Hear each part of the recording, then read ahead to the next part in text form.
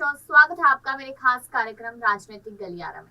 देखा जाए तो मायावती लगातार इस वक्त सुर्खियों में बनी है। यहाँ पर मायावती कहीं ना कहीं उनकी पार्टी एक समय पर डूबती हुई नजर आई थी, लेकिन अब मायावती इस तरीके से चमक रही है जैसे उगता हुआ सूरज।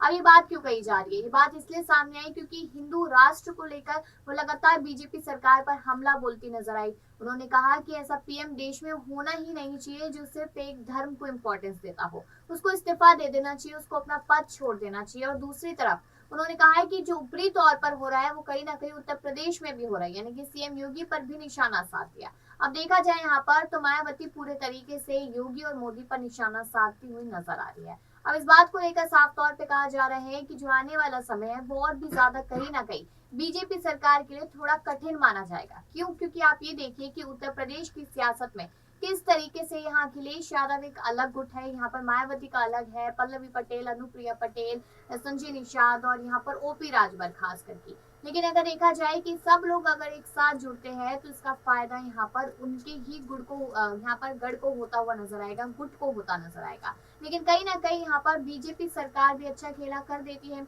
बीजेपी सरकार के पास अनुप्रिया पटेल है, बीजेपी सरकार के पास यहाँ पर केशव प्रसाद मौर्य है, लेकिन जातिगत जनगणना को लेकर लगातार अखिलेश यादव के बयान का समर्थन कर रहे हैं। तो ये मुद्दा यहाँ पर घूम फिर के ये आ जाता है कि क्या योगी और मोदी का इस्तीफा कराना बहन जी मायावती के लिए आसान है? क्या मायावती प्रधानमंत्री बनना चाहती है? क्या देखा जाए यहाँ पर कि सीएम योगी का पद छीनना चाहती है? और एक और सवाल रहेगा कि क्या अगर अखिलेश के साथ, अखिलेश की पार्टी के साथ बसपा गठबंधन करती है तो इससे कितना फायदा कितना नुकसान होगा? तो इसी मुद्दे पर चर्चा करने के लिए कपिल भी मेरे साथ हैं। तमाम सवाल लेंगे और जानेंगे कि आखिरकार यहाँ पर उत्तर प्रदेश की सियासत और आने वाले 2024 में जो सियासी खेल होगा वो किस तरफ जाता हुआ नजर आएगा।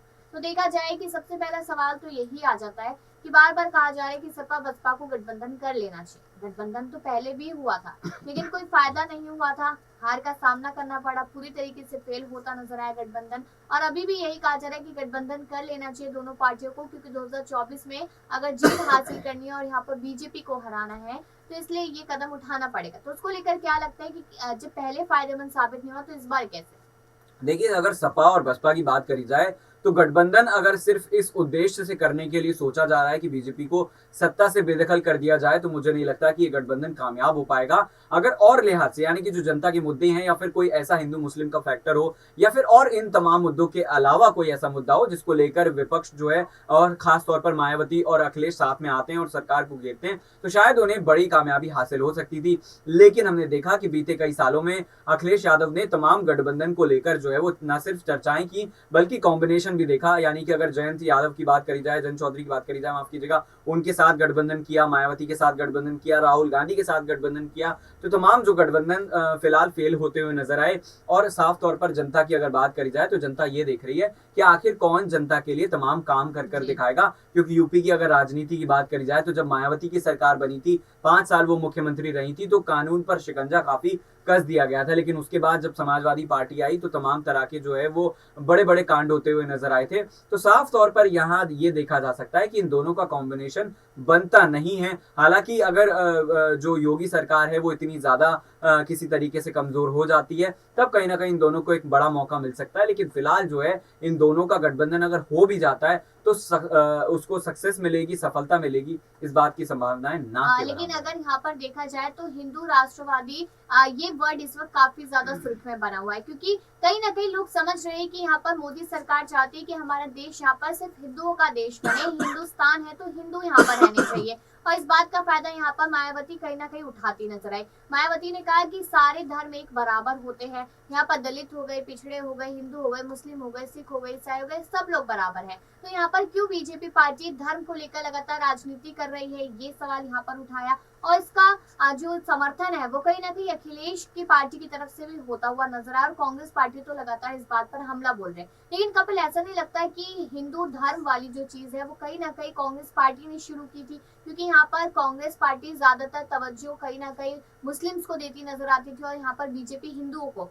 तो उसको लेकर क्या लगता है कि क्या चुनावों के समय ये भी एक बड़ा मुद्दा बनता हुआ नजर आएगा? देखिए, चुनावों में ये बड़ा मुद्दा जरूर रहेगा। अगर उत्तर प्रदेश की बात करी जाए तो लगातार हमने देखा कि समाजवादी पार्टी की जब सरकार बनी तो मुजफ्फरनगर में किस तरीके से दंगे हुए और तमाम ऐसे शहर है जहां पर लगातार दंगे होते हुए नजर आए। लेकिन जब 2017 में योगी की सरकार आई उसके बाद से हमने देखा कि दंगों में लगातार कमी आई, या फिर कहिए कि जो सुशासन का दावा योगी सरकार लगातार करती रही वो सही साबित हुआ। और हिंदू राष्ट्र की जिस तरीके से बात की जा रही है, तो सरकार ने कभी ये नहीं कहा कि और जो तमाम धर्म है उनको रहने का अधिकार नहीं रहेगा। हिंदू राष्ट्र की बात को लेकर ये तमाम चर्चाएं रही कि इसको नाम हिंदू राष्ट्र दिया जाएगा, क्योंकि नेपाल की अगर बात करी जाए तो उसको लेकर इस तरह की चर्चाएं लगातार की जाती हैं। और तमाम ऐसे गल्फ कंट्रीज हैं जो मुस्लिम देश हैं, वो साफ तौर पर अपने आप को कहते हैं कि हम इस्लामिक कंट्री हैं। जब वो इस्लामिक कंट्री का तमगा जो है वो खुद को दे सकते हैं, तो फिर हिंदू राष्ट्र भारत क्यों नहीं कहा जा सकता?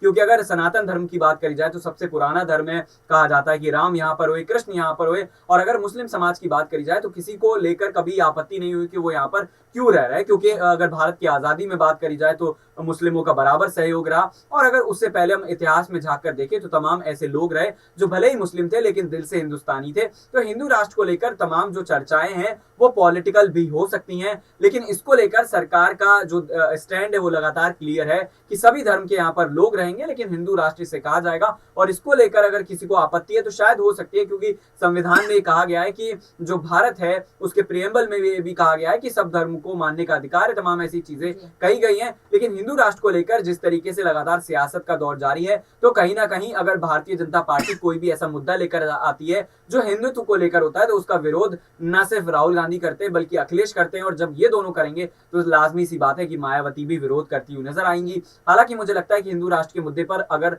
राजनीति होती है तो इससे अखिलेश यादव और मायावती को नुकसान होगा, बीजेपी को कहीं ना कहीं फायदा होगा। इससे नुकसान मुझे नहीं लगता कि बीजेपी को कभी होगा, क्योंकि उनके जो एजेंडे में हमेशा हिंदुत्व का मुद्दा रहा है, धारा 370 हो या फिर राम मंदिर की बात ही क्यों ना हो। जी, यहाँ पर ये भी सवाल बनता है कि बार बार अब ये आवाजें उठ रही है यूपी में कि प्रधानमंत्री का चेहरा अब 2024 में मायावती होनी चाहिए, बहन जी जिनको लगातार कहकर बुलाते हैं लोग। लेकिन यहाँ पर प्रधानमंत्री बनना क्या इतना आसान है? क्योंकि आप एक तरफ देखिए कि राहुल गांधी ने भारत जोड़ो यात्रा ही इसलिए की क्योंकि उन्हें प्रधानमंत्री बनना है। यहाँ पर बीजेपी अपनी सरकार रिपीट कराना चाहती है, पीएम योगी एक बार, पीएम मोदी यहाँ पर कहीं ना कहीं एक बार फिर से पीएम बनेंगे। तीसरी तरफ देखा जाए तो अखिलेश भी पीएम बनना चाहते हैं और शिवपाल उनके यहाँ पर कहीं ना कहीं मुख्यमंत्री बनाने के सपने देख रहे हैं। मायावती भी बनना चाहती है पीएम, उधर ममता बनर्जी भी बनना चाहती है। तो इतना आसान है पीएम बनना, और क्यों इतने बड़े बड़े सपने यहाँ पर छोटी छोटी पार्टियां देख रही है? देखिए, नेताओं की अगर बात करी जाए तो वो सपने देखते हैं और इस तरीके की बातें होती हैं। अगर हम उत्तर प्रदेश की बात करें तो मायावती को लेकर जो है मैं छोटी सी बात कहना चाहूंगा